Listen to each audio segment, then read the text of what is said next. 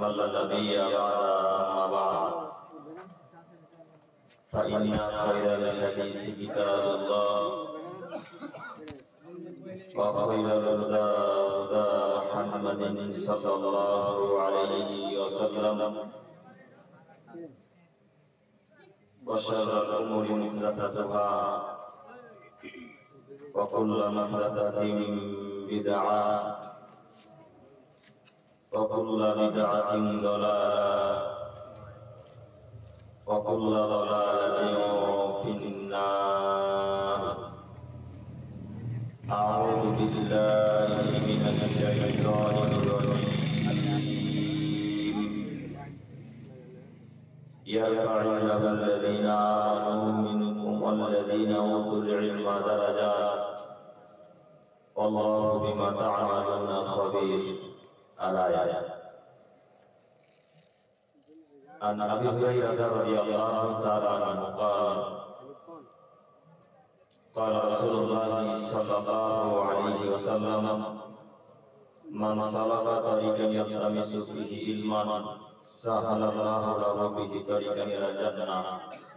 رواه مسلم والمشكاة. عن أنس بن مالك رضي الله تعالى عنه قال سمعت رسول الله صلى الله عليه وسلم يقول إن من أشراط الساعة أن يرفع العلم ويكثر الجهال ويكثر شرب الخمر ويكثر الزنا ويقل الرجال ويكثر النساء حتى يكون لخمس امرأة القيم الواحد.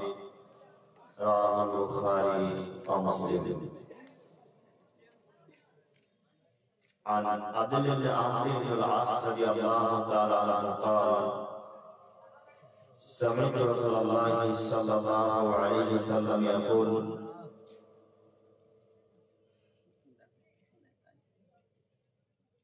إن الله لا يقبض العلم ينتجه من العباد ولكن يقبض العلم بقبض العلماء حتى إذا لم يبق عالما اتخذ الناس رؤوسا جهالا فسئلوا فأفتوا بغير علم فضلوا أضلوا.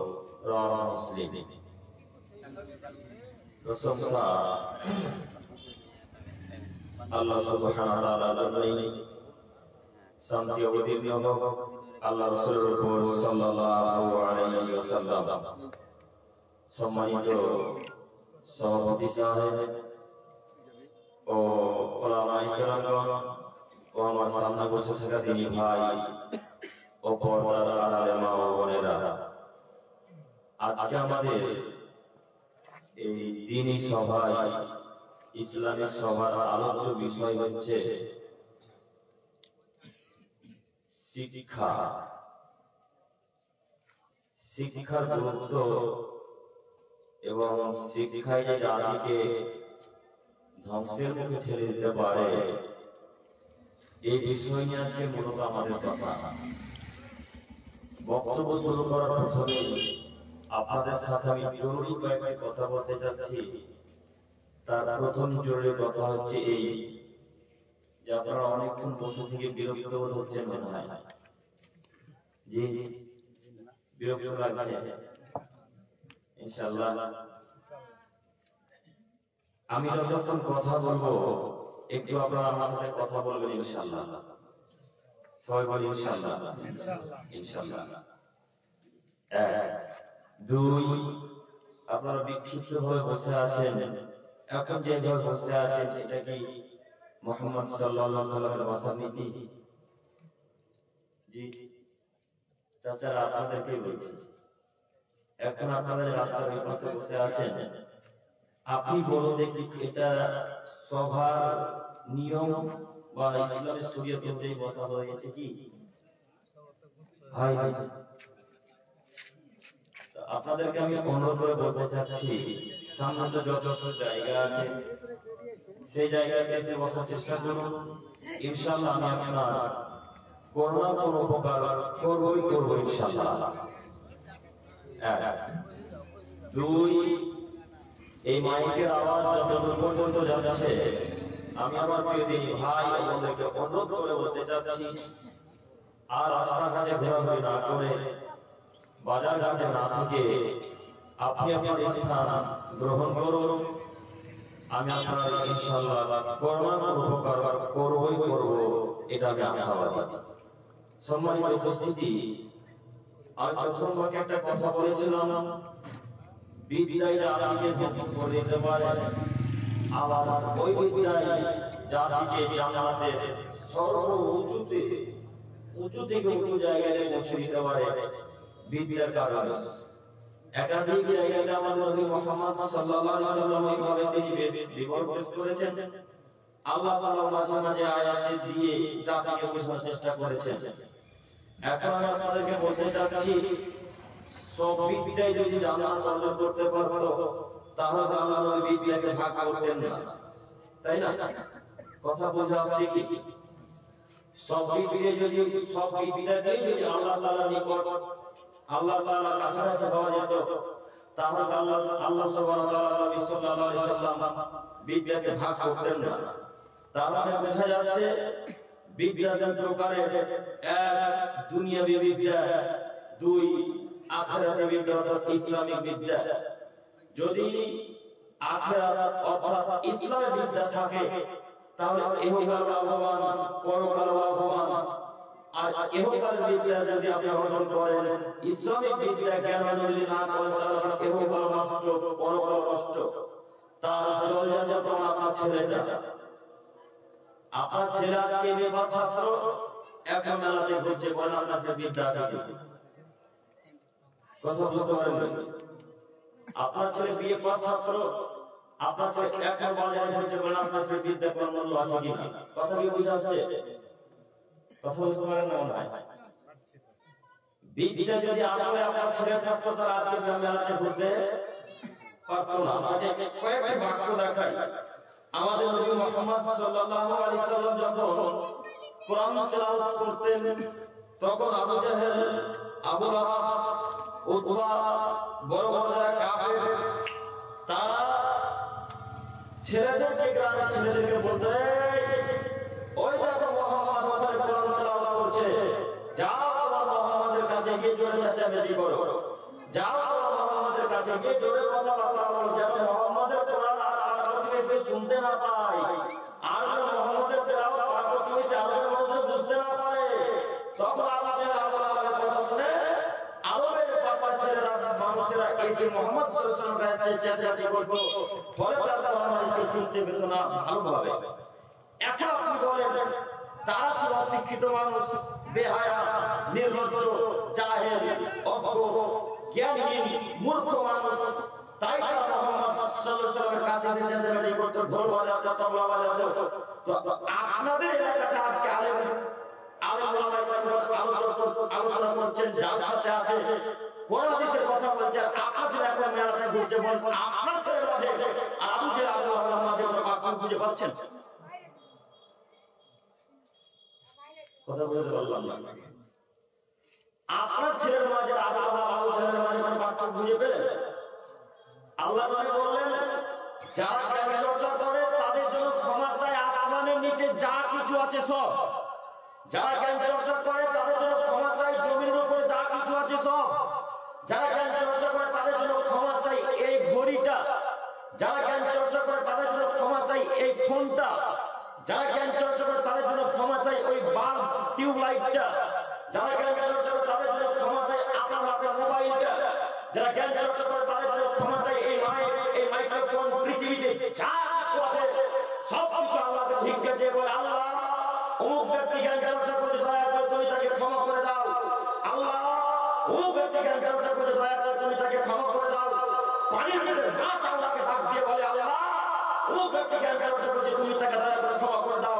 আরে মাছ তো বলে পিপিলিকাগুলো মাটির তলে ঢুকাতে, পাথর ভিতরে যে পিপিলিকা, পিঁপড়া থাকে, এই পিপিলিকা আল্লাহকে বলতে থাকে, এক করে আল্লাহ অমুক ব্যক্তি জ্ঞান চর্চা করেছে, তুমি তাকে দয়া করে মাফ করে দাও, তুমি তাকে জান্নাত দান করো, তুমি তাকে ক্ষমা করে দাও। এই সারা পৃথিবীতে আসমানের নিচে জমির উপরে যত যা আচরণ কীট পতঙ্গ যতটুকু যা কিছু আছে সবাই আল্লাহর দিকে চেয়ে আল্লাহ তুমি অমুক ব্যক্তিকে ক্ষমা করে দাও যে জ্ঞান চর্চা করছে। এখানে মূলত প্রশ্ন হলো আপনার ছেলেও জ্ঞান চর্চা করে আর আব্দুর রহমান আরবি শিক্ষা অর্জন করে, দুটাই তো জ্ঞান কার জন্য ভিক্ষা চাইবে? কথা আমি বলতে পারিনি এখন একটু টাকা বড় বেশি আপনাকে বলছি, আপনার ছেলে পাটনা মাদ্রাসাতে পড়াশোনা করে এরাবিক নিয়ে পড়ছে, এক কথা ইসলামিক জ্ঞান অর্জন করছে। আর আপনার আরেকটা ছেলে ওই কলকাতা বিশ্ববিদ্যালয়ে পড়াশোনা করছে, বলেন দুটাই তো জ্ঞান, দুটাই কি জ্ঞান নয়? দুজনে তো জ্ঞান চর্চা করছে, জ্ঞান অর্জন করছে।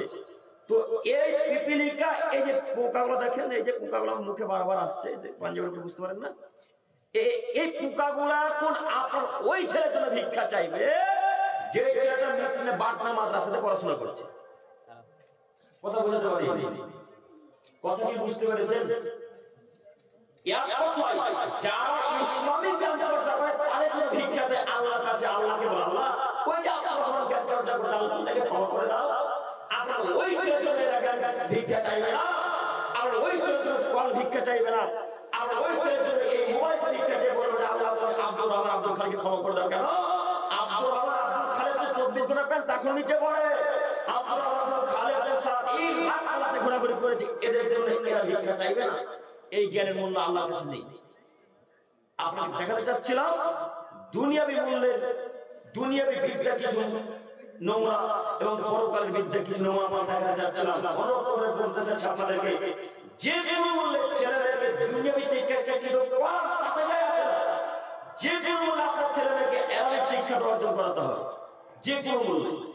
যা খুশি হয়ে যাক, টাকা সব চলে যাক তবু শিকার, কিন্তু আগে অ্যারাবিক শিক্ষা অর্জন করা, তারপর দুনিয়াবি শিক্ষা। আমি আপনাদের কাউকে কোনোদিনও বলি যে তাকে ইঞ্জিনিয়ার বানাতে হবে না, আমি কোনোদিনও বলি যে ডক্টর বানাতে হবে না, আমি কোনোদিনও বলি আপনাদেরকে যে আপনার ছেলেকে প্রফেসর বানাতে হবে না, আপনার ছেলেকে হেডমাস্টার বানাতে হবে, এই কথা আমি কোনোদিনও বলিনি, ইনশাআল্লাহ বলবো না। আপনার ছেলে প্রফেসর হবে, আপনার ছেলে ইঞ্জিনিয়ার হবে, আপনার ছেলে ডাক্তার হবে, তবে আপনার ছেলে আগে অ্যারাবিক জ্ঞান অর্জন করবে, আগে প্রাথমিক শিক্ষা অর্জন করবে। আল্লাহ কোথায় আছেন? আল্লাহ কি করেন? নবী মুহাম্মদ সাল্লাল্লাহু আলাইহি ওয়াসাল্লাম কিসের তৈরি, কি করতে পারেন, এই যাবতীয় সব প্রাথমিক শিক্ষা অর্জন করবে, তারপর ডাক্তার হবে। কোন আশা পাবেন? আপনারা জল জলটা করে উদাহরণ দিয়ে দেখাই, আমেরিকাতে একটা বড় ডাক্তার, কলকাতার ডাক্তার আমেরিকাতে 21 দিন থাকে, 21 দিন, আর 1 সপ্তাহ কলকাতাতে এসে সার্জারি করে, 3 সপ্তাহ পরে সার্জারি করে। কথা বুঝতে পারেন? আমেরিকায় ইনা যখন ইন্টারভিউ নেওয়া হলো, দাড়ি তো আমাদের দেখছেন কয়টা, একটা উত্তর একটা দক্ষিণে, তাই না? কয়েকটা দাড়ি আমাদের। তো উনার যদি দাড়ি দেখেন তো মনে হবে যেন মাওলানা বসে আছে বা মৌলভী ইমাম সাহেব কোন মসজিদের বসে আছে চেয়ারের উপরে। তো তিনা যখন ইন্টারভিউ হচ্ছে, সাংবাদিকরা জিজ্ঞাসা করছেন যে আপনি এত উঁচু পর্যায়ে কিভাবে এলেন, এত উঁচু স্থানে কিভাবে এলেন?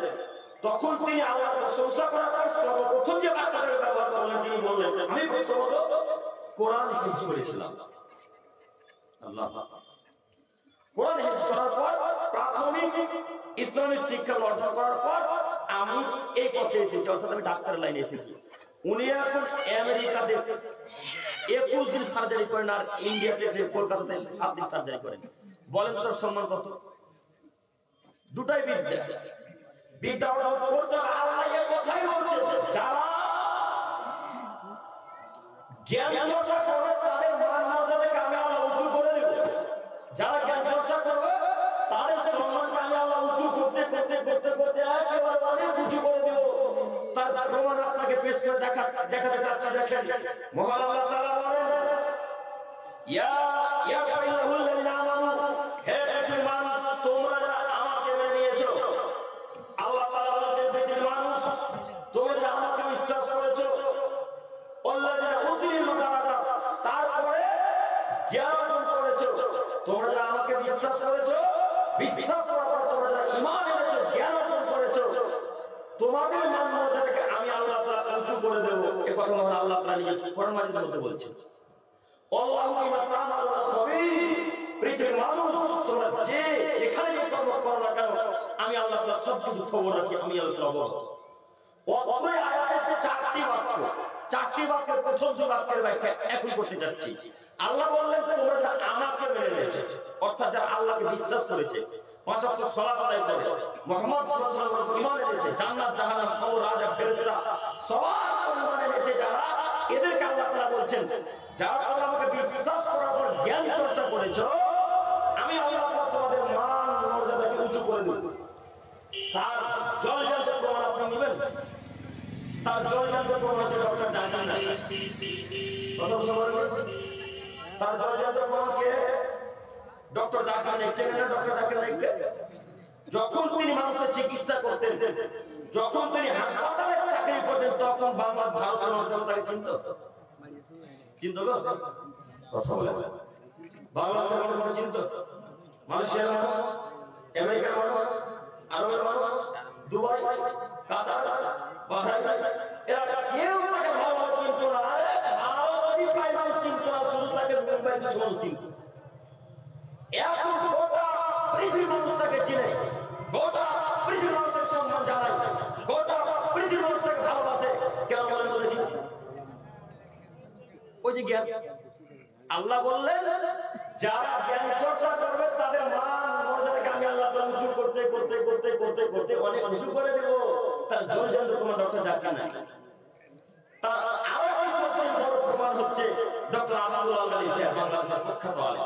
আসাদুল্লাহ আল ইসলামকে চিনেন আপনারা? চিনেন না? দেখেছেন না? 5 ভাষার সমমানের পণ্ডিত, 5 ভাষা। বাংলাতে যে কথা বলতে পারে, আরবিতে সে কথা বলতে পারে, আরবিতে যে কথা বলতে পারে, ফার্সিতে সে কথা বলতে পারে, ফার্সিতে যে কথা বলতে পারে, উর্দুতে সে কথা বলতে পারে, ইংরেজিতে কথা বলতে পারে। 5 ভাষার সমমানের পণ্ডিত, এত বিখ্যাত আলেম। তারা যখন কোনো জায়গায় আলোচনা করতে যায়, মানুষ হাঁটে না, কয়েকটা মানুষ এই মাথা ওই মাথা বাংলাদেশে দেখা যায় না। এত লোক তাদেরকে সম্মান করে, এত লোক তাদেরকে ভালোবাসে। বলে তারা সম্মান কিসের জন্য? কেন? ইসলামী জ্ঞান। যে যেখানে চর্চা করে তাদের আলোচনা করে দেবে, তিনি নিজে বলছেন। এই জন্য আপনাকে মাঝে মাঝে বলেছি, ছেলেকে টাকা উপার্জন করাতে হবে, কথা ঠিক। আগে ছেলেকে সুশিক্ষায় শিক্ষিত করার পর কাজে পাঠান, দেখবেন মান মর্যাদা বাড়বে ইনশাআল্লাহ। আপনার কারণে আজকে আপনার ছেলেটা মাঠে ঘাটে কাজ করছে, শুধুমাত্র আপনার কারণে। আপনার ছেলের যখন বয়স 12-13 বছর হয়েছে, তখন তাকে চায়ের দোকানে কাপ ধরে পাঠিয়ে দিয়েছে। কাপ ধোয়া বুঝলেন না? চায়ের এখন তো প্লাস্টিকের কাপ হয়েছে, আগে কাঁচের কাপে নিত। এখন আপনাদের মালদা বলেন যে কাঁচের কাপে চা দেয়। আমরা যখন পান করতে বুঝতে পারি। আপনার ছেলের বয়স যখন 12-13 বছর, তখন আপনার টাকার প্রয়োজন হয়েছে, তখন আপনি ছেলেকে বলেছেন আব্বু আর স্কুল করে যাওয়া লাগবে না, যাও তোমার চায়ের দোকানে থাকো, তুমি এখন কাপড়ের দোকানে থাকো, আব্বু তুমি এখন পাট করে যেতে যাও, ভোট লাগাতে যাও। নিচে আপনার খারাপ, আপনার খারাপের ছেলে নষ্ট হয়েছে। তাই তো হাজারের ছেলে বাপকে দেখে না, হাজারের ছেলে বাপকে গালি দেয়, হাজারের ছেলে পিতাকে গালি দেয়, হাজারের ছেলে বাপের সঙ্গে বিড়ি খায় পান করে। দেখেন আজকে ছেলেদের পকেটে বিড়ি আছে কিনা চেক করে।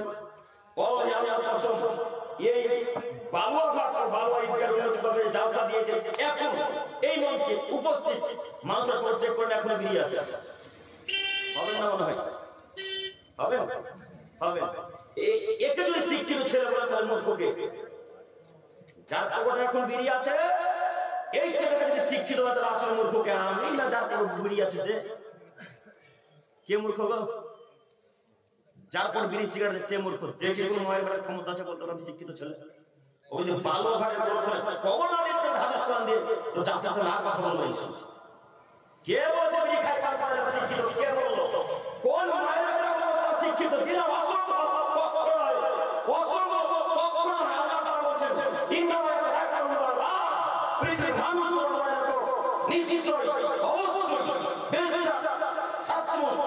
যারা জ্ঞানী গুণী মানুষ তাই উপদেশ গ্রহণ করে, যারা শিক্ষিত মানুষ তাই উপদেশ গ্রহণ করে, যারা জ্ঞানী মানুষ তাই উপদেশ গ্রহণ করে, যারা শিক্ষিত মানুষ তাই উপদেশ গ্রহণ করে। এবার আপনাকে বলি, এতক্ষণ যাবো 8 ঘন্টা থেকে কথা বলছি, মনে হয় এই 8 ঘন্টা যাবো যত কথা বললাম একটা কথা কোরআন হাদিসের বাইরে গেছে? কথা বলবো এই কথাগুলো কি আপনার উপদেশমূলক কথা নয়? এতক্ষণ যাবত যত আলেম ওলামা কেরামের বক্তব্য শুনেন, কথা শুনেন, এই কথাগুলোকে সব কোরআন হাদিসের বাইরে না কোরআন হাদিসের মধ্যে থেকে কথা হয়েছে, কোরআন হাদিসের মধ্যে থেকেই। এই কথাগুলোকে আগে যারা গ্রহণ করে নেবে তারা শিক্ষিত মানুষ, তারা কথা বলে, তারা শিক্ষিত। আপনি যদি সিগনেচার করতে পারেন তাও শিক্ষিত, যদি সিগনেচার করতে না পারেন তো শিক্ষিত। কারণ আল্লাহ মানুষ আপনাকে শিক্ষিত বলুক চাই না বলুক, এতটুকু যাই দিন আমরা, এতটুকু মান্যতা দিন। আল্লাহ বলছেন যারা উপদেশকে মেনে নেয় তারাই মূলত শিক্ষিত মানুষ। আজকে এই মুহূর্তে যত মানুষ আজকে তওবা করতে পারবে এরা মূলত সবাই শিক্ষিত মানুষ, এরা সবাই শিক্ষিত মানুষ আল্লাহ তাআলার বাণীতে। আর আপনার বাপ যদি এমএ ছাত্র হয়, আবার বাপ যদি মাদ্রাসার হেড টিচার হয়, হেড শিক্ষক হয়, আর আপনার বাপের পরে দেখুন ভুল ভুলটা ছাড়া আপনার বাপ অশিক্ষিত, আপনার বাপ অশিক্ষিত, আপনার বাপ অশিক্ষিত, দেখে প্রমাণ করে আপনার বাপ শিক্ষিত মানুষ। ক্ষমতা যদি হয় একজন মুখের সামনে এসে বলেন যে আমার পরে বিড়ি আছে, আমি শিক্ষিত মানুষ।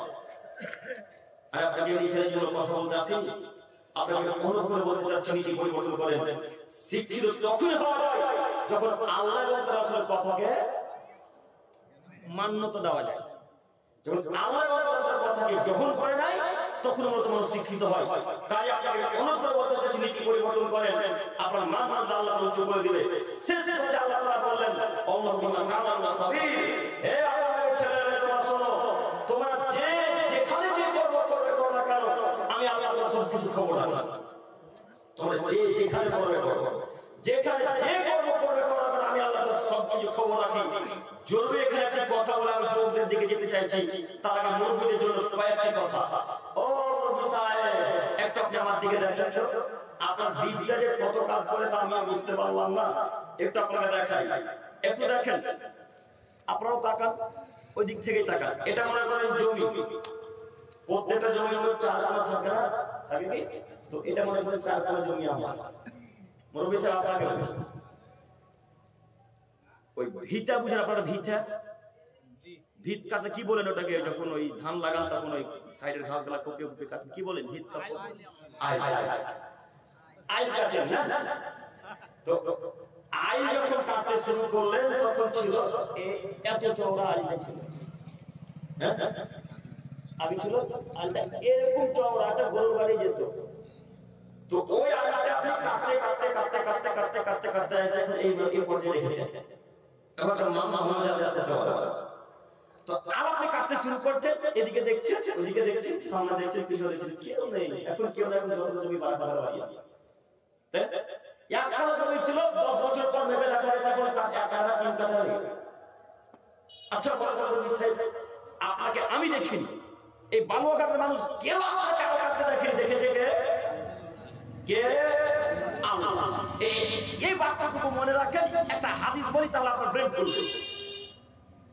জাইদ ইবনে খালিদ রাদিয়াল্লাহু তাআলা আনহু বলেন, রাসূল সাল্লাল্লাহু আলাইহি ওয়াসাল্লাম বলেছেন, মান খাসিবা মিনাল জুলমান ফাইনা তাওয়াক্কুল ওয়া কিয়ামাত বিসাবি আলাইহি। হে আমার ছেলেরা শোনো, যদি কোন মানুষের জমি জায়গা জোরপূর্বক দখল করে নাই, যদি কোন মানুষের জমি জায়গা জোরপূর্বক অর্ধ দখল করে নাই, অর্ধ হাত, 1 কাঠা নয়, 1 হাতও নয়, অর্ধ হাত, আধা, কথা বুঝাচ্ছে না? কেউ যদি আধা জোরপূর্বক দখল করে নেয়, কিয়ামতের মাঠে আল্লাহ সুবহানাহু ওয়া তাআলা 7তম জমির মাটি তার ঘাড়ের উপর চাপিয়ে দিয়ে আল্লাহ তাআলা বলেন, হাত্তা ইউজাবানা নাস, আপনি চলতে থাকুন ইলা ইয়াউমিল কিয়ামা, মানুষের বিচার যতদিন শেষ না হচ্ছে। মুরব্বি সাহেব আপনাকে দেখাই, বলেন তো আপনার আসমান কয়টা আছে? 7টা। জমি কয়টা? একটা। 7টা। আসমান যেমন 7টা, জমিনও 7টা। এই 7তম জমির মাটি যদি আল্লাহ আপনাকে খুঁড়তে বলে, আপনি খুঁড়তে শুরু করেন, মাটি কত হবে হিসাব হয়েছে? মানুষ বিবেচনার বাইরে একটা বুঝে আপনাকে। আজকে বালুয়াঘাট থেকে যদি একটা দ্রুতগামী যানবাহন রকেট, আচ্ছা রাসূলের যুগে রকেট ছিল না, বাদ দেন, রাসূলের যুগে সবথেকে দ্রুতগামী যানবাহন নাম কি? ঘোড়া। ঘোড়া ওর তো মরুভূমি জাহাজ, তাই না? তো ঘোড়া আজকে বালুয়াঘাট থেকে ছুটতে শুরু করবে, এই ঘোড়াটা 500 বছর ছুটবে। কত বছর? একটা দ্রুতগামী ঘোড়া 1 ঘন্টায় ছুটে 72 কিলোমিটার। কত কিলো? 70 থেকে 72 কিলো। তাগড়া বড় ঘোড়া, ভালো ঘোড়া 1 ঘন্টায় 70 থেকে 72 কিলোমিটার ছুটতে পারে। এই ঘোড়াটা 500 বছর যাওয়া ছুটবে। আজকে কাজে ছুটতে ছুটতে ছুটতে ছুটতে ছুটতে ছুটতে ছুটতে ছুটতে ছুটতে গিয়ে যেখানে 500 বছর হবে, সেখানে হবে জমিনের শুরু, এখানে হবে শেষ। একটা জমিনের মোটা কত বছরের পর? 500 বছরের পর। তাহলে জমিন যদি সাতটা হয় কত বছরের পর আল্লাহ খুলতে বলেন আপনাকে? 3500 বছর। 5 সাথে 3500 বছর পথে মাটি আল্লাহ খুলতে বলবেন। মাটি তো বিশাল মাটি, বিশাল মাটি, আপনার পরিকল্পনার বাইরে। আব্দুল করিম সাহেব, আপনার মাটি আমি কেমনে চারি? আমি তো চারতে পারি না। জি না, মাটি আপনাকে চারতে হবে না, মাটি আল্লাহ ফেরেশতারা চারবে। আল্লাহ বলছেন এক এক ফেরেশতা এক এক ক্ষমতা, এক এক ফেরেশতা এক এক ক্ষমতা, এক এক ফেরেশতা এক এক ক্ষমতা। এই গোটা পৃথিবীটাকে ধরে এইভাবে আচ্ছা দিয়ে ফেলে দিতে পারে একজন ফেরেশতার এত ক্ষমতা, এক একজন ফেরেশতার এত ক্ষমতা। এই গোটা পৃথিবীটাকে এইভাবে ধরে এইভাবে ফেলে দিতে পারে, তার নাম ফেরেশতা। 70 জমির মাটি, 3500 বছর যাবতের মাটি, যত হবে সব মাটিগুলোকে তুলে আপনার ঘাড়ের উপরে চাপিয়ে দিয়ে আল্লাহ তাআলা বলবেন হাত্তা ইউজাবাইনান নাস, আপনারা চলতে থাকেন মানুষের বিচার যতদিন শেষ না হচ্ছে ইলা ইয়াউমুল কিয়ামা, কিয়ামতের শেষ দিন পর্যন্ত মানুষ জান্নাত কিয়ামতের মাঠ কবে শেষ হবে? তবে একটা দিন হবে 50,000 বছরের সমান। মাটি কতদিন যে মুরব্বী সাহেবের ঘাড়ের উপর থাকবে তাই বোঝা অক্ষম। ও মুরব্বী সাহেব, ওই যে 10 ফুটের আইটা কালকে করে দিতে পারবে? হ্যাঁ, যদি 10 ফুটের আইটা করে দিতে না পারেন, ভিড় করে দিতে না পারেন, তো এতগুলো মাটি ঘাড়ের উপর নেওয়ার জন্য প্রস্তুত থাকিয়েন। তুমি দেখো, তোমাকে বলছি, তুমি তো একটা হাসছো, তোমার বাপের নীতি এটা। তোমার বাপ আগে তোমার ফুপুকে জমি ঘুরিয়ে দেয়, তোমার বাপকে বলে ফুপুর জমি নিয়ে রাখে। তোমার বাপ আজ পর্যন্ত ফুপুর জমি ফিরিয়ে দেয়নি। তোমার বাপকে বলো তোমার বাপ শিক্ষিত কিনা, বলো তোমার বাপের বিদ্যা আছে কিনা। তুমি আগে পাস ছাত্র, তুমি বাংলা মাদ্রাসার সবচেয়ে প্রথম ছাত্র, যে তুমি 1 নম্বর হয়েছে পরীক্ষা দিয়ে, তোমার বাপের কাছে কেন ফুপুর জমি থাকবে? তোমাকে অনুরোধ করে যাচ্ছি, তোমার বাপকে বলো আব্বু ফুপুর জমি ফিরিয়ে দিতে হবে, নইলে আমরা শিক্ষিত হতে পারবো না। ফুপুর জমি ফিরিয়ে দিতে হবে। একটু আপনাকে দেখাতে চাচ্ছিলাম শিক্ষিত মানুষকে। শিক্ষিত মানুষকে সেই যে যতটুকু অধিকার রাখে সেই ততটুকুই নিয়ে রাখে, তারা হলো শিক্ষিত মানুষ। শিক্ষিত তো তারাই যে যতটুকু প্রাপ্য পায় ততটুকু নিজের কাছে রাখে, তারাই হলো শিক্ষিত মানুষ। একটা আপনাকে বলি, আপনার দাদু 4টে ছেলে মেয়ে। যো ভাই তো তাকান তো, আপনাকে বলি, আপনার দাদু 4টে ছেলে মেয়ে, তো আপনার বাপেরা 2টা আর ফুপুরা 2টা। ফুপু যেটা বেশি বলে দুটো চলে না, তো আপনার ফুপুরা 2টা আর বাপেরা 2টা, মানে চাচারা 2টা, টোটাল 4টা। তো আপনার দাদু 10 বিঘা জমি রেখে মারা গেছে এই বালুয়াঘাটে। তো আপনার দাদুর মরা হলো আজকে 12 বছর। কত বছর? 12 বছর। তোমার বাপ এখন পর্যন্ত তোমার ফুপুকে জমি ঘুরিয়ে দেয়নি, বলো তোমার বাপ শিক্ষিত কিনা? আচ্ছা যুবক ভাই, আপনাদের আমি মাঝে মাঝে তুমি তুমি করে বলছি এই জন্য যে আপনি আমার সমবয়সের, এই জন্য যখন তুমিও বলবো খারাপ নেই, ইনশাআল্লাহ ইনশাআল্লাহ। আমি আপনাদের বয়সের ছিলাম, আমার বয়স খুব কম হয়, খুব বেশি হয়। আপনাকে অনুরোধ করে বলতে চাচ্ছি যে আপনার বাপ এখন পর্যন্ত জমি ফিরিয়ে দেয়নি, তো আপনার বাপ কি বা আপনি মনে করেন যে আপনার বাপের বাপ একটু বেশি, আপনার ফুপুর বাপ একটু কম, না দুজনের বাপ সমান সমান? কথা বুঝতে পারেন না? সমান সমান, সমান সমান। মানে আপনার বাপের বাপ যতটুকু, আপনার ফুপুর বাপ ততটুকু। তো আপনার বাপ জমি পাবে সকালে, আপনার ফুপু জমি পাবে বই কেন একসাথে? একসাথে। তো আপনার বাপ, আপনার দাদুর মনে আজকে 12 বছর হলো জমি, এখন পর্যন্ত আপনার বাপ জমি ফিরিয়ে দেয়নি। আগুন ধরছে, বল না আপনার শিক্ষিত কিনা? যুবক, তোমাকে বলে তুমি সরকার বাপকে বলতে পারো না আব্বু ভাগ্যে যদি ভিক্ষা করে থাকে ভিক্ষা করে খাবো, আব্বু ভাগ্যে যদি ভিক্ষা করে থাকে ভিক্ষা করে খাবো, কত ফুপুর জমি কাছে রেখে খাবো না, ফুপুর কাছে জমি কাছে রেখে খাও, ফুবুর জমি নিজের কাছে রাখা হারাম, ফুবুর জমি নিজের কাছে রাখা হারাম। কেন ফুবুর জমি নিজের কাছে রাখবেন? ফুবুকে কাল সকাল মতো জমি ফিরিয়ে দিতে পারবো ইনশাআল্লাহ?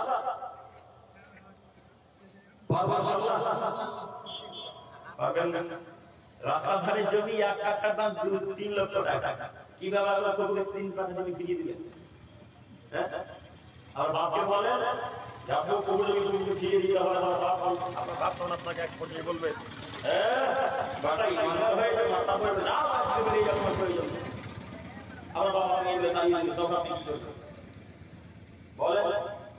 আপনার বিদ্যা আপনার বিদ্যা কাজ করে আপনার বাপের বিদ্যা কাজই করে না। এই জন্য আপনার বাপকে বলেছি মাথাতে যত গোবর আছে সব গোবর বের করে ফেলে দিয়ে মাথা হসপিটালে গিয়ে আবার মগজ ভরার চেষ্টা করতে হবে। কেন আপনার বাপ ফুবুর জমি রাখবে? আপনার বাপ জানে না যে ফুবুরের জমি নিজের কাছে রাখা হারাম? আপনার বাপকে বলে রাখেন যে এতদিন কেউ যদি অন্যায় করে কোন জিনিস আত্মসাৎ করে, জমি তো বহু দূরের কথা, জমি তো বহু দূরের কথা, যদি 1 টাকা আত্মসাৎ করে তাহলে 1 টাকা কিয়ামতের মাঠে বুঝে নিতে হবে, এর নাম কিয়ামতের মাঠ। আমরা টিকতে পারবো না। আমি জানতে চাচ্ছিলাম যে যা করবে কিয়ামতের মাঠে সব দেখতে হবে। ও যুবক, এবার তোমার জন্য কথা, ও যুবক, এবার তোমার জন্য কথা। আজকে যে তুমি তোমার গার্লফ্রেন্ডকে মেলাতে নিয়ে ঘুরেছো, বেটা বলো তো আল্লাহ দেখতে পেয়েছে কি পাইনি? পাইনি না? তুমি বেটা বারবার এদিক ওদিক দেখো যে আমাকে কেউ দেখে কিনা, কিন্তু কোনে যে আল্লাহ দেখছে তোমার মাথা দেখতে রাজি করে না। তুমি যুবক গাছের তলাতে লুকিয়ে আজকে যে কুকর্ম করেছো, বেটা বলো তো আল্লাহ দেখেছে কিনা? আল্লাহ বলছেন আদমের ছেলে তোমরা শোনো, ইন্নাহু আলিমুন বিযাতিস সুদূর। আরে মনে মনে তো বহু দূরের কথা, আরে মনে মনে তো বহু দূরের কথা, তোর অন্তরে কি চিন্তা হচ্ছে সেটা আমি বুঝতে পারি। তার নাম আল্লাহ। ও আল্লাহ বলছেন আল্লাহু বিমা তা'মালুনা খাবীর।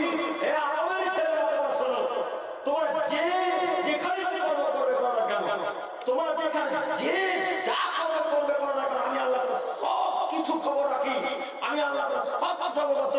আপনি বিশ্বাস করুন, ওই যে আমতলার গাছের নিচে যেইভাবে আপনার গার্লফ্রেন্ডকে জড়িয়ে ধরেছিলেন, ওইভাবে আল্লাহ কিয়ামতের মাঠে আপনাকে সিসিটিভি ফুটেজ এই জায়গাটা আপনাকে কি দিয়ে বুঝাই যে যা কর্ম করেছে, যে যা কর্ম করেছে প্রত্যেকটা কর্ম প্রত্যেকটা আমল আল্লাহ আপনার সিসিটিভি ফুটেজে দেখাবে।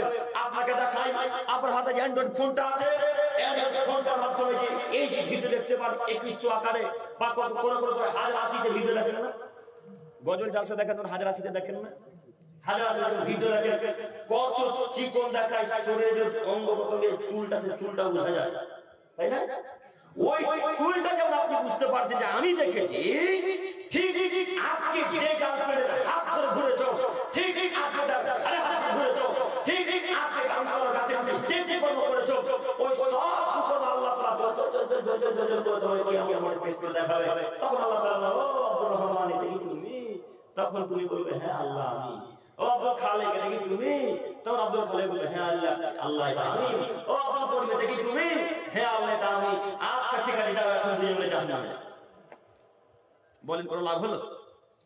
কাকে লুকালেন? কাকে লুকালেন? মেয়ের বাপকে কি লাভ হলো? মেয়ের বাপকে লুকে কি লাভ হলো? এহকালে হয়তো কিছু অপমান থেকে বাঁচবেন, পরকালে তো বাঁচতে পারলেন না। এই যুবক ভাই, কথা বুঝতে পারবেন আপনারা? আপনাদের কি বলছি, আপনাকে কোন বাক্য দিয়ে বুঝাবো বলেন? আপনি কেন ল্যাপটপ করে ঢুকে নোংরা কথাবার্তা বলেন? কেন আপনি বুঝতে পারেন না যে আল্লাহ সবকিছু বুঝতে পারে? আপনার বিদ্যা কাজে খবর দিতেছে, আপনি মনে রাখবেন আপনার বিদ্যার মূল্য নেই। যদি আপনার এই বিদ্যা কাজ করবো তাহলে আপনি একটা বলবেন না, আমি কি করবো আল্লাহ সবকিছু, আমি চাই আল্লাহ, আমি যা কিছু করি সবই তো আল্লাহ বুঝতে পারছেন। আমি কেমন করি খারাপ কাজ, আমি কিভাবে গার্লফ্রেন্ডকে নিয়ে যাই, আমি কিভাবে চাই দোকানে আড্ডা মারি, আমি কিভাবে নোংরা ভালো কথাবার্তা বলি, এই অন্তত চিন্তা ভাবনা ওই মানুষের মাথাতে আসতে পারে না যার মাথাতে বিদ্যা, যার মাথাতে বিদ্যা আছে সে অন্তত এই নোংরা চিন্তা ভাবনা কাজ করতে পারে না। আমি আপনাকে মূলত বোঝাতে চাচ্ছি যে আজকের পর থেকে এই নোংরা কাজকর্ম করতে পারবো ইনশাআল্লাহ। আজকে যদি আপনি এই কাজে তওবা করে উঠেন, এতক্ষণ যাবত মেলাতে ঘুরেছেন, পাপ হয়েছে না কি হয়েছে গো? কথা বলে না, এরা পাপ হয়েছে তো তো এখন যদি আল্লাহর কাছে ভিক্ষা চেয়ে বলে আল্লাহ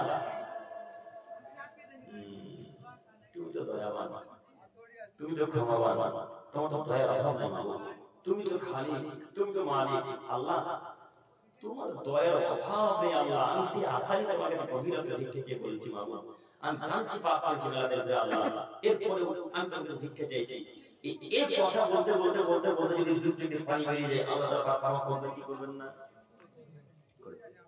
কিন্তু আমি আপনি চাইতে জানলাম না, আমি আপনি ওই বেদাতি হুজুরদের মতো চাইলাম এই তো দোয়া। আর আপনিও ফজরের সালাতের পর দোয়া করছেন তো এটা কোন দোয়া হলো? দোয়ার অর্থ হলো আরে দোয়া যে করবেন তো আগে তো আল্লাহর প্রশংসা করা লাগবে। এই গ্রামে কোন একটা মানুষের কাছে টাকা কর্জ নেবেন, ধার নেবেন, ঋণ নেবেন, তো ওই লোকটার কাছে ঋণ নিতে যাওয়ার সময় যদি বলেন এখানে ধার দাদা ওর মাকে হাসপাতাল নিয়ে যাবো, দিবে আব্দুর রহমান 1000 টাকা ধার দিবে গো? দিবে না। ওই আব্দুর রহমানকে গিয়ে বলেন ভাইয়া আমার শরীরটা খুব খারাপ, তো ওর মাকে মালদা হাসপাতাল নিয়ে যাওয়া লাগবে, আপনি যদি 1000 টাকা দিতেন আমার খুব উপকার। আমি তো লোকের মুখে শুনেছি যে আপনি একটু দানশীল মানুষ, আপনি দান করতে ভালোবাসেন, আপনি আমাকে 10টা দিনের জন্য 1000 টাকা দেন। আপনি এই বলে তার অন্তরটাকে জুড়িয়ে দিলেন, মন্তরটাকে নরম করলেন। এখন আব্দুর রহমানের কাছে 1000 কেন 1 লাখ চলে দিলেন। আব্দুর রহমান এখন প্রশংসা করে তার অন্তরটাকে ঠান্ডা করেছেন। তো আল্লাহ প্রশংসার লোভী, আল্লাহর কাছে কিছু চাইতে হলে প্রশংসা করা লাগে, প্রশংসা করতে হবে। আগে সূরা ফাতিহা পড়বেন, তারপরে মুহাম্মদ সাল্লাল্লাহু আলাইহি ওয়াসাল্লাম দরুদ পাঠ করবেন, তারপরে যে যা জানেন যা জানলেন তাই কিছু বললেন, তারপরে একেবারে বাংলাতে বলতে শুরু করে বলেন আল্লাহ তুমি আমার অমুক পাপ ক্ষমা করো, আল্লাহ তুমি আমার মাথা সুস্থ করো, আল্লাহ তুমি মুখে সুস্থ করো, আল্লাহ তুমি মুখে ক্ষমা করো। এইভাবে ভিক্ষা চাইতে হয়, আগে আল্লাহ প্রশংসা করা লাগবে। এমনিতে আমাদের রব্বুল আলামিন যাকে লা ইলাহা ইল্লাল্লাহ এইভাবে আগে পড়ে আমরা বলবো ইনশাআল্লাহ। মনে থাকবে ইনশাআল্লাহ। ইনশাআল্লাহ সম্মানিত মুরব্বি সাহেব বলতে চাচ্ছিলাম, সম্মানিত যুবক ভাই যা হয়েছে আজকে এখানে তওবা করে এখান থেকে উঠবো ইনশাআল্লাহ। পারবো তওবা করতে ইনশাআল্লাহ? পারবো ইনশাআল্লাহ? সবাই বলি ইনশাআল্লাহ। ইনশাআল্লাহ তুমি আমাদেরকে কুকর্ম থেকে বেঁচে থাকার তৌফিক দান করো, সকলে বলি আমিন। সম্মানিত মুরব্বি সাহেব আমি বলতে চাচ্ছিলাম মহান আল্লাহ তাআলা বাণী তিনি বললেন পৃথিবীর মানুষ তোমরা আগে জ্ঞান চর্চা করো, তুমি আগে জানো আন্নাহু লা ইলাহা ইল্লাল্লাহ, আল্লাহ ছাড়া কোনো মাবুদ নেই, এই জ্ঞান আগে তুমি অর্জন করো। এই কথা মুহাম্মদ সাল্লাল্লাহু আলাইহি ওয়াসাল্লামকে আল্লাহ বলছেন। আল্লাহ বলছেন মুহাম্মদ সাল্লাল্লাহু আলাইহি ওয়াসাল্লাম সাল্লাল্লাহু বললেন, আমরা সবাই সাল্লাল্লাহু বলবো। মনে থাকবে ইনশাআল্লাহ। আল্লাহ মুহাম্মদ সাল্লাল্লাহু আলাইহি ওয়াসাল্লাম বলছেন মুহাম্মদ সাল্লাল্লাহু আলাইহি ওয়াসাল্লাম আন্নাহু লা ইলাহা ইল্লাল্লাহ, আগে আপনি জানেন যে আল্লাহ ছাড়া কোনো মাবুদ নেই। ওয়াস্তাগফির লিযামবি, তারপরে আপনি আপনার পাপের জন্য ভিক্ষা চান। ওয়ালিল মুমিনিনা ওয়াল মুমিনাত, এবং মুমিন পুরুষদের জন্য, মুমিন নারীদের জন্য, মুমিন পুরুষদের জন্য, মুমিন নারীদের জন্য আপনি আল্লাহকে ভিক্ষা চাইবেন। আগে আল্লাহ নবীকে আল্লাহ বলছেন আপনি জানেন যে আমি আল্লাহ ছাড়া কেউ নেই, আমি আল্লাহ ক্ষমা করতে পারি, আমি আল্লাহ নেকি দিতে পারি, আমি আল্লাহ জান্নাত দিতে পারি, আমি আল্লাহ জাহান্নাম দিতে পারি। এই কথাটা আপনি জানেন, তারপর আমার কাছে ভিক্ষা চান। এখানে মূলত একটি কথা, আল্লাহ বলেন আমি ছাড়া কেউ মাবুদ নেই। একটা আয়াত আমি আপনাদের পেশ করে আপনাকে দুইটা বাক্যের ব্যাখ্যা একসাথে করে দেখাতে চাচ্ছি। মহান আল্লাহ তাআলা বলেন ওয়াবুদুল্লাহ, পৃথিবীর মানুষ তোমরা আমার ইবাদত করবে, ওয়ালা তুশরিকু বিহি শাইআ, তোমরা আমার ইবাদতের সাথে কাউকে শরীক স্থাপন করবে না। আপনি যেমন ভাবে আল্লাহকে ডাকতে পারেন আল্লাহকে ডাকেন, আল্লাহর সাথে কাউকে জড়াবেন না, এটা আল্লাহ আপনাকে নিষেধ করছেন। আপনি আল্লাহর সাথে কাউকে অ্যাড করবেন না, এই কথা আল্লাহ আপনাকে নিষেধ করছেন। আল্লাহ বলছেন আমাকে ডাকো, যেই হবে পারো ডাকো, আমাকে ডাকতে কারণ না ওসিলা লাগে না, আমাকে ডাকতে কারণ না ধন লাগে না, আমি আল্লাহ ডাইরেক্ট দোয়া করতে পারি, আমি আল্লাহ ডাইরেক্ট কথা শুনতে পারি, আমাকে ডাকতে পীর লাগে না, আমাকে ডাকতে কোনো ওলি লাগে না, আমাকে ডাকতে কোনো কবিরাজ লাগে না, আমাকে বলো আল্লাহ তুমি আমার দোয়া কবুল করো, আমি তোমার দোয়া কবুল করে দিতে পারি। এই কথা আল্লাহ বলছে। এইখানে আপনাকে মূলত দেখাতে চাচ্ছি যে আপনার অসুখ হয়েছে, এখন কাকে বলবেন? জি আল্লাহ। আমার স্ত্রীকে জিনে ধরেছে, এখন কাকে বলবেন? আল্লাহ। তো আপনার স্ত্রী যে ওই কবিরাজের কাছ থেকে তাবিজ নিয়ে গলায় ঝুলিয়ে আছে, এখন তো তাবিজে নাকি দিন ঝাড়িয়ে দিতে পারে। মানুষ বোকা দেখে, এত বোকা দেখে, বোকা আছে মানুষ, কিন্তু এত বোকা দেখে। আমরা একবার নদীয়াতে বক্তব্য দিতে গেলাম, নবদ্বীপ চেনেন না? নবদ্বীপ ধাম শুনেছেন না? নবদ্বীপ ধামে আমরা বক্তব্য দিতে গেলাম, তো আমাদেরকে নদীর এপার থেকে ওই পারে নিয়ে যাওয়া হলো। ওপারে গেলাম বক্তব্য দিতে, তো আমিও জানি যে সেটা হানাফি এলাকা। আপনারা হানাফি না আহলে হাদিস? আহলে হাদিস। তা আমিও জানি সেটা হানাফি এলাকা। আমার কোনো বক্তব্যের বিষয় দেখি শিরক আর বিদআত। তা আমি তো বুঝতে পারিনি যে এরকম অবস্থা। আমি যা করে পেরেছি ওই এপার উপরে ঝুলে দিয়েছি শিরক নিয়ে, যা মনে এসেছে। তো শিরকের একটা বক্তব্য শুনেছেন আপনারা আমার। তো শিরকের কথা বলতে যাওয়ার যে আমি একটা হাদিস শেষ করে বলেছি, মান তাল্লাহ আমি আমাদের ফারাদাস টাকা যে ব্যক্তি তাবিজ ব্যবহার করলো সে শিরক করলো, এই কথা বলেছি। তো পাশে একটা হুজুর আছে, সভাপতি সাহেব আছে, আর আপনার তো আহলে হাদিস শ্রোতা, ওরা হানাফি শ্রোতা। তো একটা ছেলে মধ্য থেকে উঠে বলছে, হুজুর হুজুর বলে, হুজুর কথা কেমন হয়ে গেল? তো কি বলেন? আপনি বলছেন তাবিজ দিলে ছেলে হয়, তা আমাদের গ্রামের যিনি ইমামতি করে হুজুর, তিনি তো তাবিজ বিক্রি করে। একটা 501 টাকা। কয় টাকা দাম? 501 টাকা তাবিজের দাম। মোহরণ আগে দেখতাম যে 1000 টাকা করতো, তাই না? 1 টাকাটা প্রথা গো, এটা জাহেলি প্রথা। এখন 1 টাকা চলে নাকি এলাকায়? 1 টাকার মধ্যে লাথি মারবে না, মারতে পারবেন না। তো একটা তাবিজের দাম 501 টাকা। তো এই ছেলেটাকে বললাম, তুমি শোনো শোনো, ওকে ডাকলাম, এই সামনে এলো। আমি ওকে জিজ্ঞাসা করলাম, তোমাদের তো তিনি বলছেন যে আমাদের গ্রামে যাদের পুত্র সন্তান নেই তাদেরকে তাবিজ দেয়। পুত্র সন্তান তাবিজ দেওয়ার পুত্র সন্তান হয়, পুত্র সন্তান হয়। আমি এক পর্যায়ে আল্লাহ আমার ব্রেনটাকে তখন খুলিয়ে দিয়েছিল, বা কিভাবে যে মনে এসেছিল আমি বলতে পারি না। এখন মনে আসছে কথাগুলো, যে কিভাবে কথা তখন স্মরণে এলো। আমি চট করে তখন তাকে প্রশ্ন করে বসেছি, যে তোমার হুজুরের পরে পুত্র সন্তান? তখন তিনি বলছেন না, একটা তিনটেই নেই। তো তোমার হুজুরের কি পুত্র সন্তানের প্রয়োজন না? এইবার তো বুঝতে পেরেছি, যদি তাবিজ দিয়ে পুত্র সন্তান নেওয়া হয় তাহলে হুজুরের পুত্র সন্তান হলো না কেন? কথা বুঝতে পারবেন? তাবিজ দিয়ে যদি মানুষকে ভালো করা যায়, তাবিজ দিয়ে যদি ছেলে মেয়ে হওয়া যায়, তাহলে হুজুরে নেই কেন? এই বক্তব্য কালিয়াচকের একদিন পেশ করছি। তো কালিয়াচকের মোথাবাড়িতে তো প্রায় মানুষ ওই টাইপের। তো এরা বলছে যে হুজুরের যদি বেটা প্রয়োজন না হয়, হুজুর যদি বেটা না নাই তাই তাবিজ নেই। তার মানে যে তাবিজ মানুষকে বেটা দিতে পারে। হাজার মানুষের এরকম চিন্তা ভাবনার আকীদা আছে যে তাবিজ দিয়ে জিন চলে যায়, এরকম আকীদা নাই। আপনার কন্যার আকীদা রাখাচ্ছি, দেখেন আপনার স্ত্রী আপনার ওই বাচ্চা শিশু সন্তানটাকে, নাতিটাকে বাড়ি থেকে বের করবে, তো এই বড় চওড়া করে কাজল দিয়ে কালো হাঁড়ির কালি লাগিয়েছে কপালে,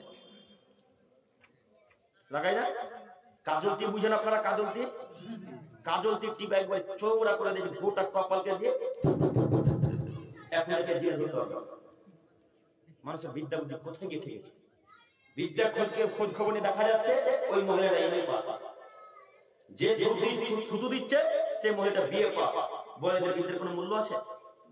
আল্লাহর কথা বলবে মাটিতে পুঁতে দিয়ে আপনি হিন্দুদের রীতিনীতি গ্রহণ করলেন, বলেন আপনার বিদ্যার কি মূল্য? আল্লাহ বললেন, যদি বাচ্চা ছেলেদেরকে বাড়ি থেকে বের করাই লাগে, যদি বাচ্চা শিশুদেরকে বাড়ি থেকে বের করাই লাগে, তাদের বলো আউযু বিকালিমাতিল্লাহি তাআলা মিন কুল্লি শাইতানির হাম্মা ওয়া মিন কুল্লি আইনিন লাম্মা। এখন পৃথিবীর কোন ওয়ার্কিং, পৃথিবীর কোন খারাপ, পৃথিবীর দায়ী কোন মানুষকে বাচ্চারা কোনো ক্ষতি করতে পারবে না। আপনি রাসূলের কথাকে মাটির তলে পুঁতে দিয়ে ওই হিন্দুদের রীতিনীতি গ্রহণ করলেন কেন? কে টিপ দিতে বলেছে? কে টিপ দিতে বলেছে? কে হাত বাঁধতে বলেছে? কে হাত বাঁধতে বলেছে? এগুলো সব শিরক, এগুলো সব শিরকি আকীদা, এগুলো সব শিরকি আকীদা, এগুলো সব শিরকি আকীদা। আপনাকে আজকে রাখতে হবে।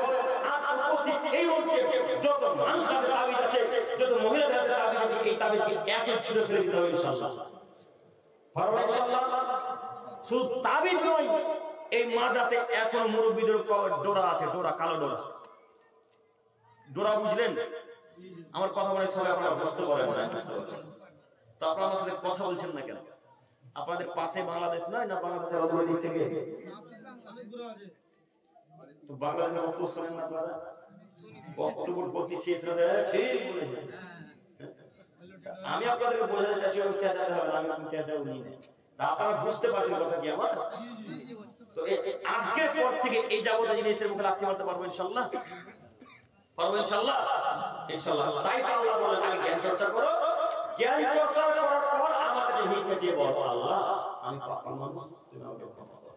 আল্লাহ আমি পাপ করেছি, তুমি আমাকে ক্ষমা করো। তাই আল্লাহ তাআলা আল্লাহ নবীকে বলেছেন যে আল্লাহ তাকে আপনি জানান আন্নাহু লা ইলাহা ইল্লাল্লাহ, আল্লাহ ব্যতীত কেউ নেই, আল্লাহ ছাড়া কেউ নেই, আল্লাহ ব্যতীত কেউ নেই, এই কথা আপনি জানেন। তারপরে আল্লাহকে বলেন আল্লাহ আমি পাপ করেছি, ক্ষমা করো। এই কথা মুহাম্মদ সাল্লাল্লাহু আলাইহি ওয়াসাল্লামকে আল্লাহ বলেছেন। অতএব আমি আমার ভাই ভাই অনুরোধ করে বলতে চাচ্ছি, আজকের পর থেকে যদি কোনো অসুখ থেকে মুক্তি পেতে চাই কাকে রাখবো? জিন থেকে ভালো হতে চাইলে কাকে বলবো? অসুখ থেকে মুক্তি পেতে চাইলে কাকে বলবো? আল্লাহকে বলবো। আর একটা কথা বলে আমি এখান থেকে বিদায় নিতে চাচ্ছি, সামনের দিকে যেতে চাইছি। একটা হাদিস শেষ অংশটা পেশ করে দেখা যাচ্ছে। আল্লাহ বললেন রাতে যখন 3 ভাগের 2 ভাগ শেষ হয়ে যায়, রাতে যখন 3 ভাগের 2 ভাগ শেষ হয়ে যায়, এক ভাগ যখন বাকি থাকে, তখন আল্লাহ সুবহানাহু ওয়া তাআলা প্রথম আসমানে নেমে এসে ডাক দিয়ে বলেন কে কোথায় আছো আমার কাছে চাও, আমি তোমাকে তাই দিয়ে দিব। যে যা চাই বাবার কাছে আমি আল্লাহ তাকে তাই দিয়ে দিব। যে যা চাই বাবার কাছে আল্লাহ তোমাকে তাই দিয়ে দিব। কেউ যদি জিন থেকে রক্ষা পেতে চাও আমি আল্লাহ তাকে জিন থেকে রক্ষা করে দেব। কেউ যদি জ্ঞানে ইলমে বারাকা পেতে চাও আমার কাছে বলো, আমি আল্লাহ তাআলা জ্ঞানে ইলমে বারাকা দান করব।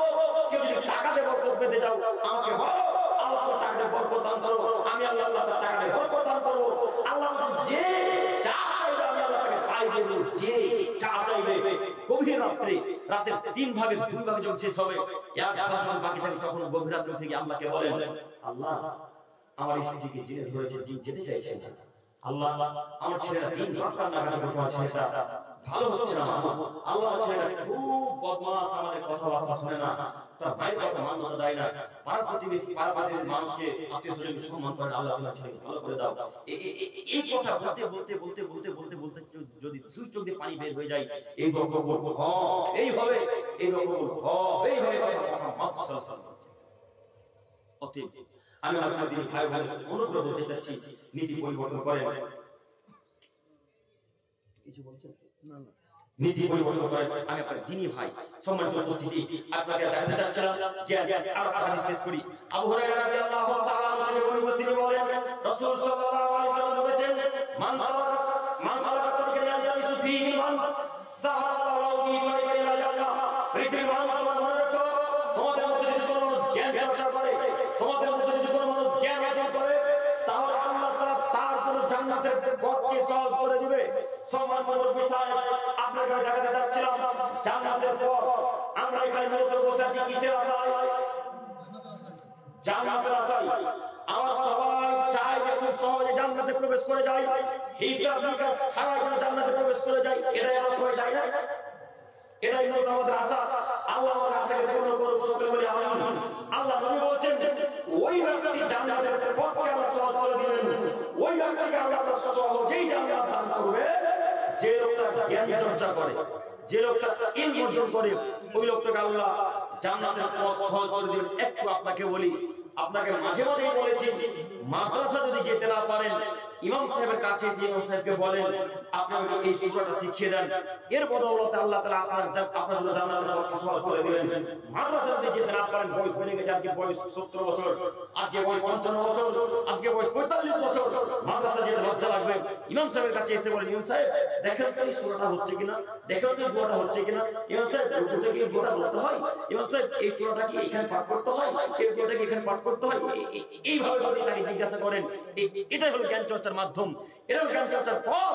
আল্লাহ তাআলা বলেন এই পথ যারা অবলম্বন করবে আমি আল্লাহ তাআলা তাদের জান্নাতের পথকে সহজ করে দেব। আমাদের উদ্দেশ্য তো জান্নাত যাওয়া, তো আপনি কেন এত দূরে থেকে জ্ঞান থেকে এত দূরে কেন? আপনি এত দূর বিদ্যা থেকে আপনি বিদ্যা অর্জন করেননি, তার কারণে আপনাদের মালদা জেলাতে যখন ব্রিজ তৈরি করছে নদীর উপর দিয়ে, তখন ইঞ্জিনিয়ার ডেকে আনছেন আমেরিকা থেকে, আপনি কাজ করছেন, তাই না? ইঞ্জিনিয়ার ডেকে আনছেন চায়না থেকে, আর আপনি লেবার খাচ্ছেন। এই তো আপনাদের বিদ্যা। অথচ নীতি এমন হওয়া উচিত ছিল, ইঞ্জিনিয়ার হবে এই কি গ্রাম বালুয়াঘাটের মানুষ ইঞ্জিনিয়ার হবে, আর কর্মচারী খাটবে আমেরিকার মানুষ। নীতিটা এমন হওয়া উচিত ছিল। কিন্তু কখন কখন আপনি জ্ঞানহীন হয়ে গেলেন, একেবারে মূর্খের সাথে মিশে গেলেন, বুঝতে পারলাম না। আপনি পড়াশোনা একেবারে নষ্ট করে দিলেন কেন? এখনো সময় আছে ছেলে মেয়েকে সুশিক্ষা শিক্ষিত করেন। এখন সম্মানিত বিষয় আমি আপনাকে অনুরোধ করে বলতে চাচ্ছি, ছেলে মেয়েকে বড় করতে হবে, এই কথাই ঠিক। তবে ছেলে মেয়ের টাকা নিয়ে যে আপনাকে বড় হতে হবে, এটা আপনি কেমন চিন্তা করলেন? আপনার ছেলে মেয়ে যদি 32 বছর যাবত পড়াশোনা করতে চায়, আপনাকে ততদিন যাবত পড়াতে হবে, আপনাকে খেটে পড়াতে হবে, প্রয়োজনে ভিক্ষা করে পড়াতে হবে। পড়াতে হবে কথাই চলবে, পড়াতেই হবে কথা ঠিক। কেন আপনি এত সহজে তাকে কাজে পাঠিয়ে দিলেন? কেন পাঠিয়ে দিলেন? আপনার কারণ আজকে ছেলেটা সিগনেচার করতে পারে না, আপনার কারণ আজকে ছেলেটা বিবাহের মঞ্চে বসে সিগনেচার করতে পারে, টিপ দেয়। এর চাইতে দুঃখের বিষয় কি হতে পারে? এর চাইতে লজ্জাজনক বিষয় কিছু আশা 2025 সালে সিগনেচার করতে পারে না মানে? সম্মানিত যুবক ভাই, সম্মানিত মুরব্বী সাহেব, আপনাকে অনুরোধ জানাচ্ছি, বিদ্যার কত মূল্য আপনাকে কি দিয়ে বুঝাই? বিদ্যার মূল্য তখনই বুঝতে পারবেন যখন ইয়ারকে ঢুকবেন। বিদ্যার মূল্য তখনই বুঝতে পারবেন যখন ইংলিশ একটা পেপার থেকে বেরিয়ে আসবে। বিদ্যার মূল্য তখনই বুঝতে পারবেন যখন ভারত থেকে অন্য জায়গায় চলে যাবে, তখন বিদ্যার মূল্য বুঝতে পারেন। মাঝে মাঝে স্টেশনে বুঝতে পারেন না যে বিদ্যা কি জিনিস, কোন ট্রেনটা আছে এটাই বুঝতে পারেন না। ইংলিশে লেখা থাকে তিস্তা তোরসা, ইংলিশে লেখা থাকে বেঙ্গালুরু লেখা থাকে, তারপরে পড়তে যায় এখন লোককে জিজ্ঞাসা করে বেড়াতে হবে যে কি ট্রেন আসছে ভাই এখন। এই তো আপনার বিদ্যা। সম্মানিত মুরব্বী সাহেব, এমন বিদ্যা অর্জন করেন যে বিদ্যা ইহকালে কাজে আসবে, যে বিদ্যা পরকালে কাজে আসবে, যে বিদ্যা ইহকালে কাজে আসবে, যে বিদ্যা পরকালে কাজে দিবে, এমন বিদ্যা অর্জন করেন, তাহলে আপনি পরকাল লাভবান, ইহকাল লাভবান ইনশাআল্লাহ। সম্মানিত উপস্থিতি, তবে দেখেন, বিদ্যা অর্জন করতে গিয়ে মানুষকে খুশি করার জন্য যদি বিদ্যা অর্জন করেন, তাহলে জাহান্নাম নিশ্চিত। জাহান্নাম তো তোমার পায়ে ফেলা দেওয়া হবে। প্রমাণ একটু দিয়ে আপনাকে হাদিস দিতে আমি ব্যাখ্যা দিতে যাচ্ছি। আবু হুরায়রা রাদিয়াল্লাহু তাআলা বলেন, রাসূল সাল্লাল্লাহু আলাইহি ওয়াসাল্লাম বলেছেন, মান তাআল্লামা ইলমান মিম্মা ইবতাগা বিহি ওয়াজহুল্লাহি লা ইয়াতাআল্লামু ইল্লা লিয়ুসিবা বিহি আমিনা দুনিয়া। আল্লাহর দ্বীনের জ্ঞান মানুষকে খুশি করার উদ্দেশ্যে কেউ যদি অর্জন করে, আল্লাহর সন্তুষ্টি অর্জনের দ্বীনের জ্ঞান যদি কেউ মানুষকে খুশি করার জন্য অর্জন করে, লাম ইয়াজিদ আরফাল জান্নাতি ইয়ামিনিহা, তাহলে ওই লোকটা জান্নাতের গন্ধ পর্যন্ত পাবে না। অথচ জান্নাতের গন্ধ 1 মাসের দূরত্বের পথ হতে পাওয়া যায়। জান্নাতের গন্ধ কত দূরত্বে পাওয়া যায়? 1 মাসের দূরত্বের পথ থেকে পাওয়া যায়। আল্লাহু আকবার। কিন্তু ওই লোকটা জান্নাতের গন্ধ পাবে না যে লোকটা জ্ঞান চর্চা করেছে মানুষকে দেখানোর জন্য, যে লোকটা জ্ঞান চর্চা করেছে লোককে দেখানোর জন্য, যে লোকটা জ্ঞান চর্চা করেছে দুনিয়াবি হাসিল করার জন্য, টাকা উপার্জনের জন্য, এই লোকটাকে আল্লাহ তাআলা জাহান্নামে দিবেন, লোকটাকে জান্নাতের গন্ধ আল্লাহ তাআলা দিবেন না। আর একটা হাদিস পেশ করে, দুইটা হাদিসের ব্যাখ্যা একসাথে দেখাতে চাচ্ছি। যখন এখানে জ্ঞানের কথা এলো, একটা দানের কথা বলি, তারপরে সামনে দিকে এগিয়ে যেতে চাইছি। আবু হুরায়রা রাদিয়াল্লাহু তাআলা বললেন, 3 শ্রেণীর মানুষকে আল্লাহ সুবহানাহু ওয়া তাআলা কিয়ামতের মাঠে প্রথম উপস্থিত করবেন। 3 শ্রেণীর মানুষকে কিয়ামতের মাঠে আল্লাহ তাআলা কিয়ামতের মাঠে প্রথম উপস্থিত করবেন। তার তৃতীয় শ্রেণীর মানুষ হচ্ছে দানশীল মানুষ। তৃতীয় শ্রেণীর মানুষকে দানশীল। আল্লাহ তাআলা এই লোকটাকে এত সম্পদ দিয়েছিল,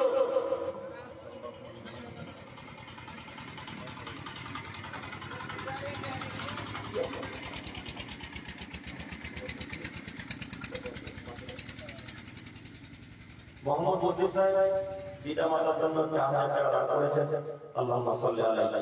আল্লাহ তুমি ওনার আশা পূর্ণ করো, ওনার দানটা কবুল করো, সকলে বলি আমিন। আল্লাহুম্মা সাল্লি আলাইহি। জামাল ভাই 1000 টাকা দান করেছেন। আল্লাহ ওনার দানটা কবুল করো, সকলে বলি আমিন। আল্লাহুম্মা সাল্লি আলাইহি। সম্মানিত উপস্থিতি, বলছিলাম যে ব্যক্তি দান করেছে, এই ব্যক্তিকে আল্লাহ তাআলা কিয়ামতের উপস্থিত করে বলবেন, ও দানশীল মানুষ, তুমি এত কিছু দান করেছিলে, কিসের জন্য দান করেছে একটু বলো তো। তখন আল্লাহ তাআলাকে বলেন, আল্লাহ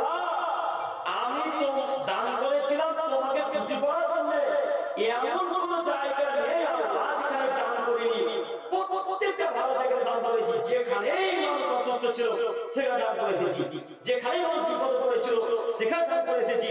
আল্লাহ প্রত্যেকটা মসজিদে, প্রত্যেকটা মাদ্রাসায়, প্রত্যেকটা ঈদগাহ ময়দানে, প্রত্যেকটা গোরস্থানে দান করেছি আল্লাহ শুধু তোমাকে খুশি করার জন্য, আল্লাহ শুধু তোমাকে খুশি করার জন্য। তখন আল্লাহ তাআলা পর্যায়ে বলবেন, খারাপটা তুমি কথা মিথ্যা বলছো না, তুমি তো আমাকে খুশি করার জন্য দান করো, তুমি আমাকে ভালোবাসার জন্য দান করো, তুমি দান করেছো এই কারণে যেন তোমাকে মাওলানা জেলার মানুষ বলে যে আব্দুল করিম নাম ছিল। তুমি দান করেছো এই কারণে যেন মাওলানা মানুষ বলে আব্দুর রহমান নাম ছিল। তুমি গোরস্থানে দান করেছো এই কারণে যেন তোমাকে বলে আব্দুল খালেক নাম ছিল।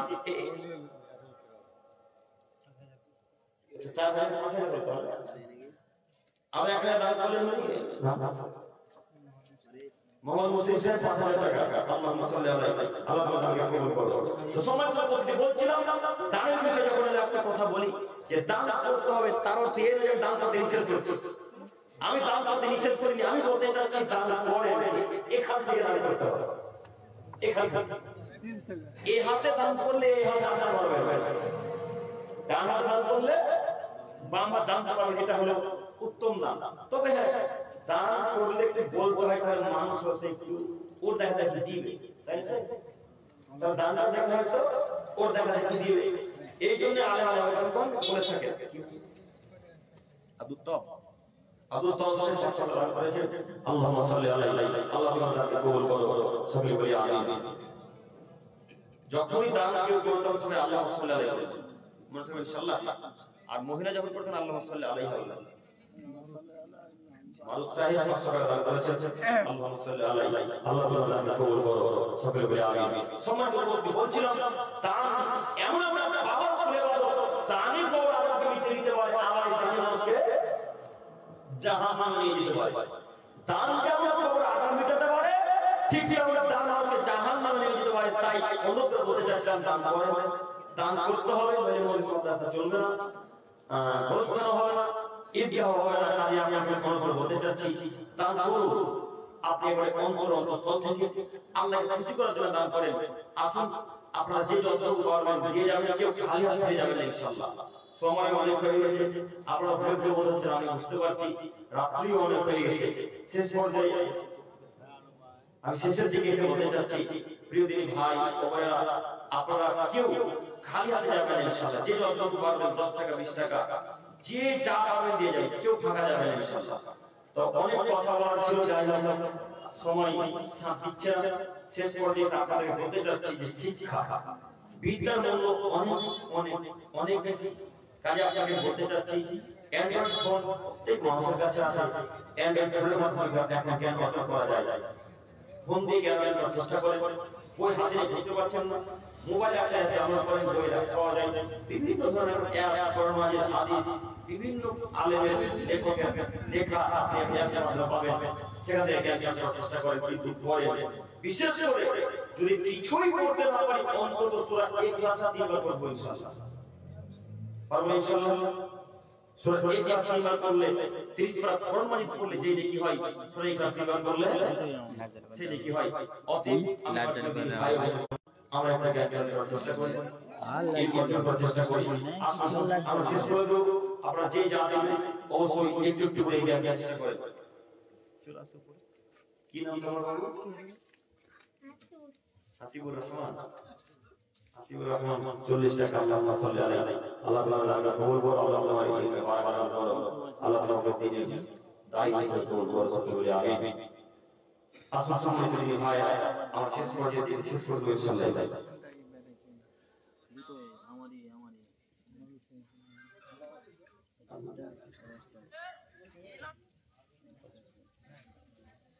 তো আর একটা হাদিস শেষ করতে যাচ্ছি, একটা আপনারা দেখেন আমার শেষ মূল্যবান গুরুত্বপূর্ণ হাদিস, যে জ্ঞান চর্চা করবেন, ইমামদেরকে অপমান করার জন্য যদি জ্ঞান চর্চা করেন তাহলে কিন্তু জাহান্নামে যাওয়া যাবে। এখন গ্রামগঞ্জে অনেক যুবক ছেলে বেরিয়ে আমাদের যুবকরা পড়তে শিখেছে, কিন্তু যুবকেরা আবার একটু পরে ইমামদের ভুল ধরতে শিখেছে, তাই না?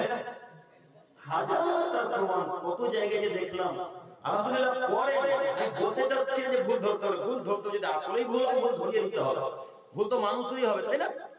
ভুল মানুষেরই হবে, ভুল আমাদের হতে পারে, আমার তো পারেন, আমি লজ্জা বোধ করি না। আমি মনে করি যখন কেউ আমার ভুল হয়ে যায় তখন আমি তাকে অন্তরে ভালোবাসি। কেন? আমি একটা ভুল থেকে বেঁচে গেলাম, পাপ ছিল আসলে। তাই আপনি যদি আমার ভুল কথা বলছেন না, আমি আপনার কৃতজ্ঞতা স্বীকার করব ইনশাআল্লাহ। কি না মারুল ইসলাম সাহেব এক টাকা বলেছেন, আল্লাহ তাআলা নামে কবুল করো, আল্লাহুম্মা সাল্লি আলাইহি। তো সম্মানিত উপস্থিতি, কাব ইবনে মালিক রাদিয়াল্লাহু তাআলা বলেন, বিখ্যাত সাহাবী, খুব গুরুত্বপূর্ণ একটা হাদিস, মনোযোগ সহকারে শ্রবণ করেন শেষ পর্যায়ে। কাব ইবনে মালিক রাদিয়াল্লাহু তাআলা বলেন, রাসূল সাল্লাল্লাহু আলাইহি ওয়াসাল্লাম বলেছেন, মান তালাবা ইলমা জাহিয়া বিল উলামা, যদি কোনো মানুষ আলেমদের মাঝে ঝগড়া করতেছে, জ্ঞান চর্চা করে, আল্লাহ তাআলা তাকে জাহান্নামে দিবেন। আলেম ওলামায়ে কেরামের মাঝে ঝগড়া লাগানো, অনেক মানুষ জ্ঞান চর্চা করে, অনেক মানুষ পড়াশোনা করে, শুধু এই আশাতে যেন ঝগড়া লাগাতে পারি, এই উদ্দেশ্যে। আউলিয়া বাড়িয়া বিসুবাহা, এবং মূর্খদের মাঝে সংশয় সৃষ্টি করার জন্য যারা জ্ঞান চর্চা করে, যারা অশিক্ষিত মূর্খ গ্রামের মানুষের সামনে যারা জ্ঞান পেশ করে জাতিকে বোঝাতে চায় অমুক মানুষ কিছু জানে না, অমুক কথা ভুল বলে গেছে, আসলে কিন্তু উনি সঠিক, আপনি ভুল, এই লোকটাকে আল্লাহ জাহান্নামে দিবেন। আও ইয়াসবা বিউজুহান নাস, যে মানুষের মাঝে খ্যাতি অর্জন করতেছে, জ্ঞান চর্চা করলো, আল্লাহকে জাহান্নামে দিবেন। অতএব তিনটি ভাগ আমরা রাখবেন। এক, কেউ যদি মানুষের জন্য, মানুষের খুশির জন্য জ্ঞান চর্চা করে, আল্লাহকে জাহান্নামে দিবে। দুই, আলেমদের সাথে ঝগড়া করতেছে, যদি জ্ঞান চর্চা করে, আল্লাহকে জাহান্নামে দিবে। তিন, যদি কোনো মূর্খদের মাঝে ঝগড়া করতেছে, জ্ঞান চর্চা করে, তাহলে আল্লাহ তাকে জাহান্নামে দিবে। অতএব আমি আপনাদের ভাই অনুরোধ বলতে চাচ্ছি, জ্ঞান চর্চা করে এই তিনটি কাজ দিতে, এই তিনটি ভাবে লিপ্ত হবেন না। জ্ঞান চর্চা করে মানুষের ভুল হলে বুঝিয়ে দেন, শান্তভাবে নরম মেজাজে পাশালে ডেকে গিয়ে বলেন, আব্দুল ভাই আপনার কথাটা ভুল হলো, আপনি একটু পরিবর্তন করবেন। আব্দুল রহমান ভাই আপনার এই বাক্যটা বলা ভুল হয়েছে, আপনি এটা পরিবর্তন করবেন। ইমাম সাহেব আপনার এটা ভুল হয়েছে, আপনি এটা পরিবর্তন করেন, শুধরে নেবেন। এইভাবে পাশালে গিয়ে বলবেন, সবার সামনে মানুষের মাঝে সুনাম নেওয়ার কারণে যে তাকে সবার অপমান করবেন, এটা মূলত শিক্ষা না। এটা মূলত শিক্ষা না। শিক্ষিত তো সেই যে পাশালে নিয়ে গিয়ে বললাম, তো আমার আপনার ভুল হয়ে যাবে, পরিবর্তন হয় কি না। সুফিয়ান সাহেব 500 টাকা দান করেছেন, আল্লাহুম্মা সাল্লি আলাইহি, আল্লাহ তাআলা কবুল করো, সকলে বলি আমিন। সম্মানিত উপস্থিতি, আসুন আমি শেষ পর্যায়ে বলি, মাহবুব আমরা কিছুক্ষণ আলোচনা করলাম, তুমি আমাদেরকে এই মোতাবেক আমার তৌফিক দান করো, সকলে বলি আমিন। আল্লাহ তুমি আমাদের সকলকে ইলম সম্পর্কে, বিশেষ করে ইসলামী জ্ঞান চর্চা করার তৌফিক দান করো, সকলে বলি আমিন। হে আমার প্রভু, তোমার তো দয়ার অভাব নাই, তোমার তো ক্ষমার অভাব নাই, তুমি তো দয়াশীল, তুমি তো ক্ষমাশীল। আল্লাহ তোমার কাছে ভিক্ষা চেয়ে বলি, মাহবুব তুমি আমাদের সকলকে তোমার রাসূলের পদ্ধতিতে চলার তৌফিক দান করো, সকলে বলি আমিন। আল্লাহ তোমার কাছে ভিক্ষা চেয়ে বলি, মাহবুব তুমি আমাদের সমস্ত দিনী ভাই বোনদেরকে তোমার রাসূলের পদ্ধতিতে চলার তৌফিক দান করো, সকলে বলি আমিন। আল্লাহ তোমার সাহাবায়ে রাসূলের সাহাবায়ে কেরাম যেভাবে রাসূলের আনুগত্য করেছে, আমাদেরকে সেভাবে তুমি আনুগত্য করার তৌফিক দান করো, সকলে বলি আমিন। আল্লাহ আমরা যেন প্রতিনিয়ত নতুন হাদিস কোরআন শিখতে পারি, এই তৌফিক দান করো, সকলে বলি আমিন। আসুন যে যতটুকু পারবেন দিয়ে যাবেন, আমি এখন শেষ করতে চাচ্ছি, আমি দোয়া বলে দেব, আপনারা আসুন দোয়া বলবেন ইনশাআল্লাহ। সবাই সুবহানাকা আল্লাহুম্মা ওয়া বিহামদিকা আশহাদু আল্লা ইলাহা ইল্লা আনতা আস্তাগফিরুকা ওয়া আতুবু ইলাইক। যে যতটুকু পারবেন অবশ্যই দিয়ে যাবেন ইনশাআল্লাহ। আসসালামু আলাইকুম ওয়া রাহমাতুল্লাহি ওয়া বারাকাতুহু।